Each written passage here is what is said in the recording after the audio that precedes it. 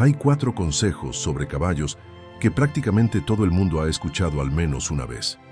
No te pases por atrás de un caballo. Si te tira, vuélvete a subir. Enséñale quién manda. Háblale, acarícialo, prémialo.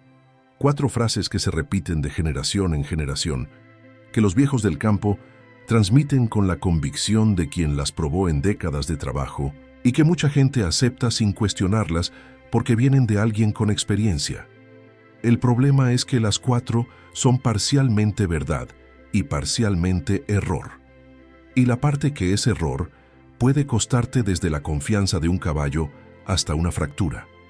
No porque los viejos estuvieran equivocados, sino porque el consejo que funcionó en un contexto específico, con un caballo específico, se convirtió en regla universal. Y las reglas universales sobre caballos casi siempre son mentira. El idioma que el caballo entiende. Guarda esa frase, porque es el hilo que conecta todo lo que viene después. Y cuando vuelva al final, va a tener un significado diferente al que parece tener ahora. Empecemos por el primero, porque es el que más gente repite y el que tiene la historia más complicada. No te pases por atrás de un caballo. La advertencia existe por una razón biológica real: el punto ciego. El caballo tiene los ojos colocados lateralmente en la cabeza, lo que le da un campo visual extraordinariamente amplio. Puede ver casi 350 grados a su alrededor sin mover la cabeza, pero crea 2 zonas donde no ve absolutamente nada, directamente frente a su frente y directamente detrás de su cola. Y en esa zona trasera, donde el caballo no tiene información visual de lo que hay, es donde el instinto de presa activa su respuesta más inmediata: la coz. Un caballo que siente algo detrás de él sin poder verlo, no analiza, reacciona. Y la reacción es una patada que puede romper una tibia, desplazar una rótula o, en los peores casos, y hay casos documentados, causar daño severo a la cabeza. Entonces la advertencia tiene sentido. El error está en cómo se transmite. Decirle a alguien "nunca te pases por atrás de un caballo" crea una prohibición que tiene una consecuencia que nadie menciona. Si sigues esa regla al pie de la letra, nunca puedes construir la confianza que ese caballo necesita contigo. Porque trabajar con caballos, de verdad, no solo montarlos de vez en cuando, implica estar en todas las posiciones alrededor del animal: atrás, adelante, al costado, debajo. Y un caballo que nunca te tuvo detrás, que nunca aprendió que tu presencia ahí no significa peligro, va a estar alerta cada vez que te acerques a esa zona. Lo que la advertencia debería decir, y lo que los mejores caballereros entienden, aunque no siempre lo expliquen así, es esto: no te pases por atrás de un caballo que no te conoce, que no fue trabajado correctamente, que está nervioso o que no sabe dónde estás. A los niños, enséñaselo como prohibición absoluta, porque un niño no tiene la experiencia para leer cuando el contexto cambia. Pero para quien trabaja con caballos en serio, la zona trasera no es zona prohibida. Es zona que requiere presentación, confianza previa y comunicación constante. Cuando un caballo te conoce, cuando sabe que estás ahí, cuando la relación está construida, su ojo te busca, te ubica, te registra, y cuando te registra, relaja. Eso es confianza. Y la confianza no se construye evitando el espacio, se construye ocupándolo despacio, dando tiempo para que el animal procese que no hay amenaza.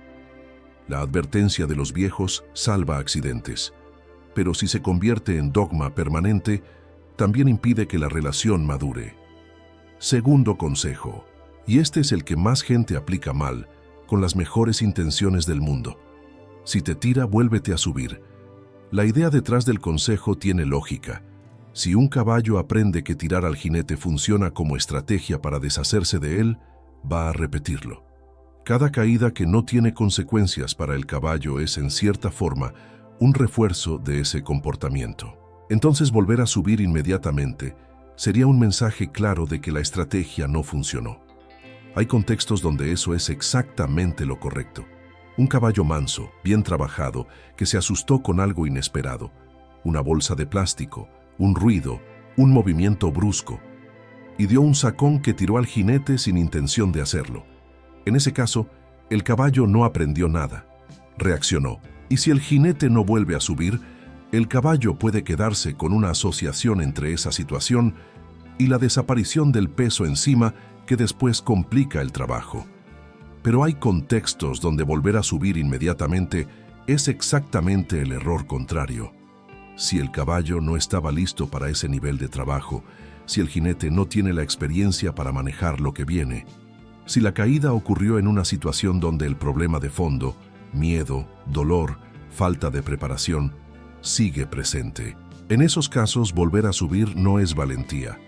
Es repetir la misma situación que produjo el accidente, sin haber cambiado ninguna de las variables que lo causaron.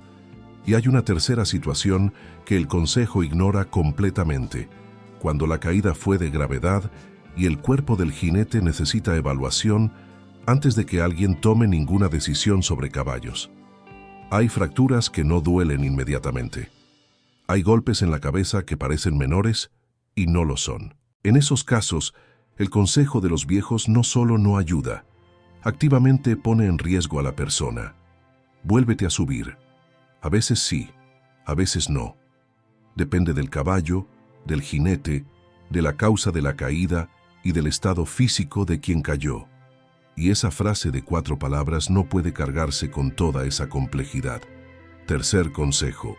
Este es el que más me interesa, porque revela algo sobre cómo pensamos la relación entre humanos y caballos. Enséñale quién manda. La frase asume que la relación entre jinete y caballo es una relación de poder, que hay un dominante y un dominado, que el caballo debe saber que el humano ocupa la posición superior, y que si no lo sabe hay que enseñárselo con algo que le duela o que le genere miedo suficiente como para no cuestionar la autoridad. Cuartazos, espuelas con intención de castigo, jalones de freno para recordar quién decide. Funciona en el sentido más limitado del término. El caballo que es sometido bajo dolor eventualmente deja de resistir, pero lo que produce no es un caballo que confía, es un caballo que obedece porque la desobediencia tiene un costo que prefiere no pagar.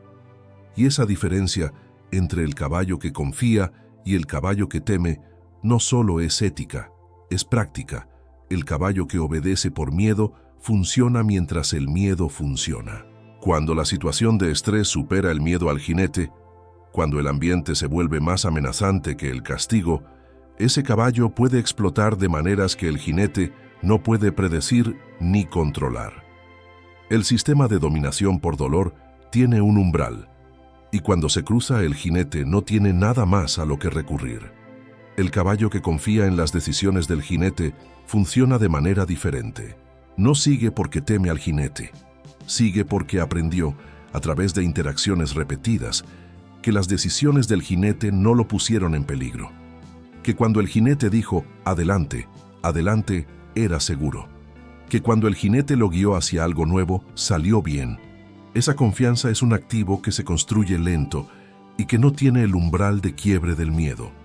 Al caballo no se le enseña quién manda. Al caballo se le enseña a confiar en tus decisiones para que nunca las ponga en duda. Esa es la diferencia. Y en el trabajo real con caballos difíciles, en terrenos difíciles, en situaciones de presión real, esa diferencia determina si el jinete controla la situación o si la situación lo controla a él. Y ahora los 3 consejos que parecen más inofensivos y que en realidad contienen el error más frecuente de todos.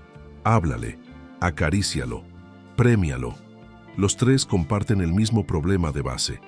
Están formulados como si el objetivo fuera que el caballo interpretara la acción humana en términos humanos. Le hablo y entiende mis palabras.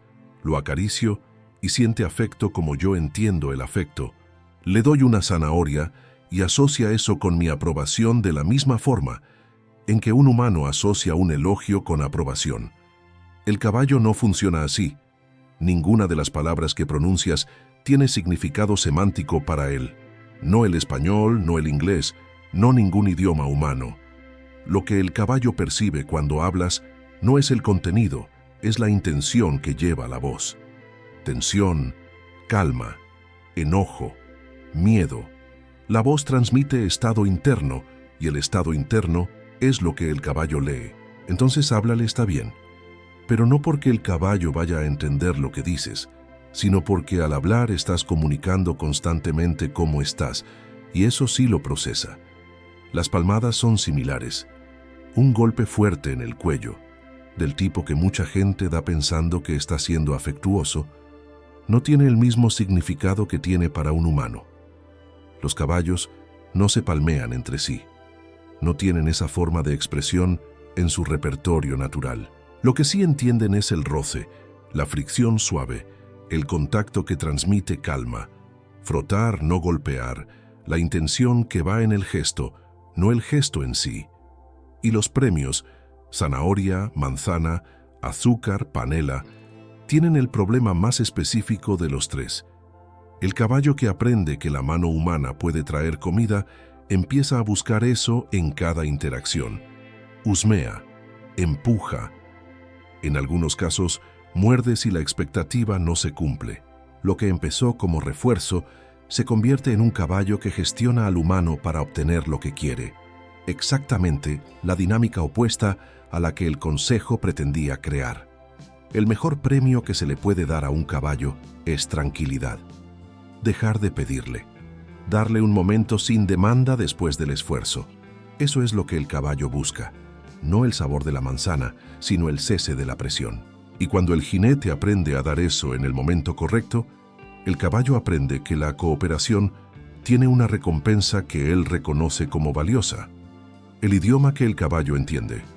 Vuelve ahora, y con él todos los consejos de los viejos. El problema no es que los viejos estuvieran equivocados. El problema es que ningún consejo de 4 palabras puede contener la complejidad de una relación entre dos seres de especies distintas, con sistemas de comunicación distintos, con historias evolutivas distintas, que tienen que aprender a entenderse en tiempo real. No te pases por atrás es una advertencia de seguridad válida, que no debería ser una prohibición permanente. Vuélvete a subir es un principio de trabajo con contexto que el consejo no menciona. Enséñale quién manda es la pregunta, equivocada con la respuesta equivocada. Porque la pregunta correcta es cómo se construye confianza, no cómo se establece dominación. Y háblale, acarícialo, prémialo. Son gestos que tienen valor cuando se hacen en el idioma que el caballo entiende, no en el idioma que queremos creer que entiende. Los viejos tenían razón en lo que observaron. El error estuvo en el proceso de compresión, en convertir una observación contextual en una regla que se transfiere sin el contexto que la hizo funcionar. Y quizás eso es lo más importante que cualquiera que trabaje con caballos puede aprender. El animal no está equivocado cuando no responde como esperamos. Está respondiendo al idioma que estamos usando. Y si la respuesta no es la que buscamos, la pregunta es si estamos hablando en el idioma correcto o si estamos insistiendo en el nuestro, esperando que el otro lo aprenda solo. ¿Cuál de estos 4 consejos escuchaste más en tu vida? ¿Y cuánto tiempo te costó entender cuándo aplicarlo y cuándo no? Cuéntanos en los comentarios.